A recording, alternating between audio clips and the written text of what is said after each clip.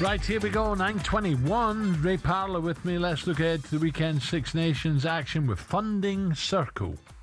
Guinness Six Nations preview on talkSPORT with Funding Circle. Supporting the supporters with fast, fair and hassle-free business finance solutions. Find out more at fundingcircle.com. At 9:21, really enjoying the Six Nations. After Italy, I thought, God, what a performance, wasn't it, disaster. Scotland? The line out was murder, and then they go to Murrayfield and absolutely pulverise it. Well, not pulverise. What a performance against England. So England now are looking to bounce back after the Murrayfield nightmare, which saw them. The Grand Slam dreams go up in smoke. Tomorrow they take on Ireland at Twickenham. Always a good game. With Captain Itoje set to win his 100th cap. He told talkSPORT's Alfie Reynolds how delighted he is to reach a milestone like that. No, it feels amazing. I'm very, obviously, happy, delighted. It's a great honour and responsibility. But no, it's amazing. It's what dreams are made of. Well, it's been 10 years. Yeah. We play roughly 10 test matches a year, so it's in many ways it feels quick. I remember when I was the young one. Whenever we talk about this, it always reminds of David Cameron's remark in PMQs once when he said, "I was the future once." But no, it's in many ways it feels like it happened quite quick, and in many ways it's felt like a journey to get here. So I've just loved it all. Congratulations, 100 caps. Brilliant. Absolutely brilliant. Right, I'm delighted to say to join us now. 3 times Six Nations winner with England. Former scrum half Danny Kerr joins us again. Danny, morning, Danny. Morning, Dan. Morning, lads. You right? Oh, yeah. Danny, listen, we don't have a lot to shout about the Jocks when it comes to rugby and biggie games, but that was an incredible weekend last weekend. The Piper on the roof, the noise before the game.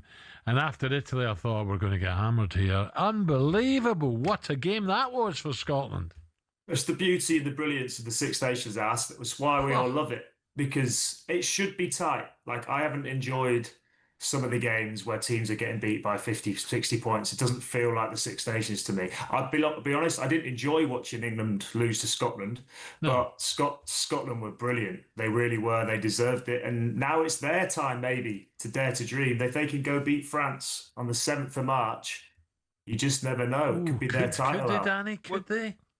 Do you know what, Al? If they play like they did against England, and we say this every time because they seem to raise their game in the Calcutta Cup, they do. But if they could play like that every week, they could beat anyone. I really believe that. It's just they have to believe it now, I think, because it's really hard to win one of these titles. Honestly, it's really tough to back it up in 5 weeks against some really tough teams. But with that performance that Scotland put in, I think they've maybe proved to themselves that they've got the ability to go all the way. Was it the red card, Danny?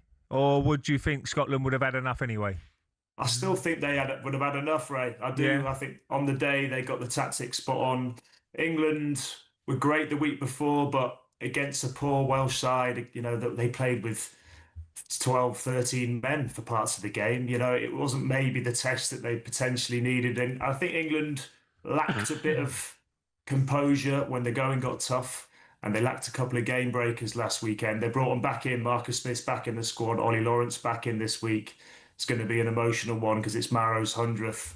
So you'll get that lift from the boys that they'll want to send him away on a good win. Certainly not send him away. He's not retiring. I don't want that to be a headline. But you know what I mean. Get a good win to get back on the horse. Danny, Russell was brilliant, wasn't he? Finn Russell. And Steyn as well on the wing. I thought he was brilliant.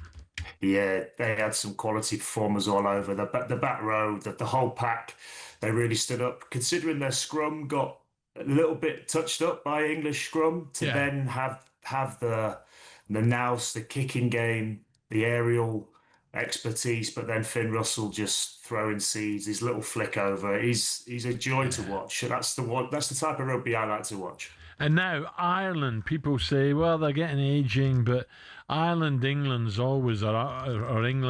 is always a cracking game. England too strong for Ireland this time? It'll be tight, Al. I do see England bouncing back and performing better than they did last week. So I'd like to think they'll get back to winning ways. However, you look at the Ireland team, there's some multiple British and Irish lions there. There's great experience. They've won Six Nations. Andy Farrell, obviously British and Irish Lions head coach. He knows what he's doing and he'll know how to try and stifle this England game. But I hope that, like I say, with England, Tommy Freeman going back to the wing, Ollie Lawrence coming in, gives them a bit of bulk up front to get them over the game line, and then hopefully we'll see a bit more of Marcus Smith coming off the bench earlier and weaving his magic wand. And no problem for France, Danny, against Italy.